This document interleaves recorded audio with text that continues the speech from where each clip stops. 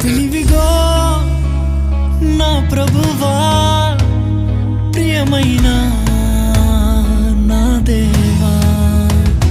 మేలులకై స్తోత్రములు, దీవెనకై కృతజ్ఞతలు. శుద్ధుడా పరిశుద్ధుడా నిన్నే కీర్తించేదన్, పూర్ణుడా పరిపూర్ణుడా నిన్నే కొలిచేదన్.